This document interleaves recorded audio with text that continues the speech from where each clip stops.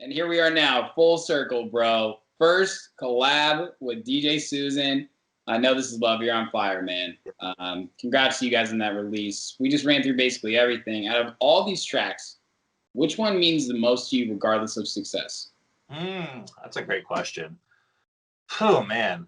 I would say in terms of just nostalgia is the place to be, because I love it, because not only it's a really cool bass line. I love bass, like we talked about before, but the breakdown is hip hop and breakbeat, which I love. Hip hop. I think everyone loves hip hop. Before this, there was trap and hip hop, and everyone wants to kind of blend those two. So I was kind of infuse that in the breakdown. And then I think my best, most professionally made song, which makes me so proud, is Visions. The title track of my latest EP. And I think that's a really big confidence booster to any producer who puts music out when you're put on a Beatport playlist. And is that when you put a song out, producers, DJs, anyone on Beatport can put your song on a playlist, and then it's under that track. But what really sets you apart is when Beatport themselves put you on their playlist. So Visions, that was kind of a while since my last EP. So I'm like, okay, I hope it does well. Let's just see how it goes. And it was doing okay on the numbers. But then one day I refreshed the page and Beatport put it on Best New Tech House as #2. And it was behind Walker and Royce. It was behind Walker and Royce for #1. So I'm like, if I can get behind Walker and Royce, that's pretty cool. I'm above like some people like Miguel Bastida, Max Chapman. I'm like, I'm just a kid from Carlsbad doing this. I'm not a famous producer. So if I can do this, I guess I'm doing something right. You're making it tangible, man. I love it. I want to go a little bit into your production process. Obviously, this didn't happen overnight for you. You talked about multiple name changes, genre changes. Are you still in FL Studio, or what do you use now? I'm still in FL Studio, and I'll be there for the rest of my life. There you go. Man, sticks to his guns. I'm a Logic guy. Yeah. Annoyingly a Logic guy. I almost hate it. So let's stop right there. Why is it annoying? What's so annoying about it? I love it because it's what I've always used. But there's so many things when most people use Ableton, at least that I work with, workflow, whatever. Everybody's got a toolbox, right? And like I practice what I preach in that regard. But I actually started in FL Studio, funny enough, and it's easy to use. It's almost like it's colorful. It's fun. You know what I mean? Like too easy. Sometimes it is too easy, dude. It feels like a starter pack almost for producers, but like there's so much. It's like a music production video game for a little kid. Yes. I didn't want to say it. Thank you. Yeah. Logic can be just a bitch sometimes. And even when you work with people who love Logic, they're like, God damn it, Logic. God damn it, Logic. God damn it, Logic. I know. We like to complain. I think maybe it's the Apple people in us. Yeah. Well, I think Ableton's pretty much kind of overcome Pro Tools in the fact, like, the industry standard. Everyone does Ableton. Logic, I still see a lot of men uses Logic. A bunch of people use Logic. And then a bunch of people use FL Studio who use PC. I think that's the way it boils down to. That's true.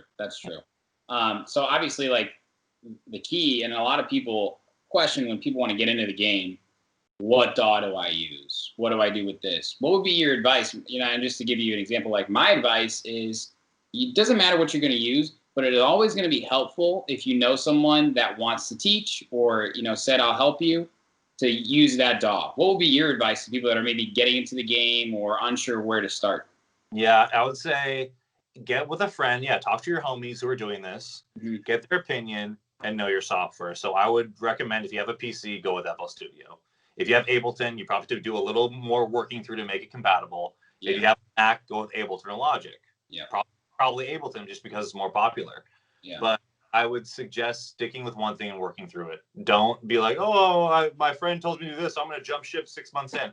Yeah. Just stick with your guns and become really good at it. So that's what I was trying to find out when I was going from Gold Cop to More Than Friends. I'm watching YouTube videos every freaking day on FX, percussions, everything you can think of how to make my sound better, all in FL Studio. And I see these, production tutorials, and they're all in Ableton, they're all in Logic, so no one's going FL. Just figure it out, and then figure out ways to do things in it. So if you hear something in a song, try to recreate it in there. Figure out, okay, he's using delay, a little bit of flanger, he's EQing it this way, and he's putting this in the pattern in the MIDI roll or something like that. So to figure out ways to do things and become really good at your DAW. Don't jump ship. Stick with something really and be really good. Great advice.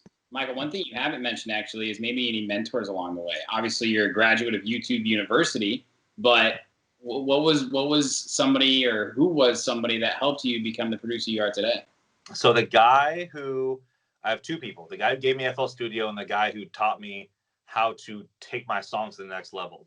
Mm-hmm. So DJ producer named Algris. He was like really like more dark techno and stuff. But I went to his house and he gave me FL Studio when I was at the junior college. Yeah. He was a tutor in the math lab, and I like the math lab. Yeah, we're just so old.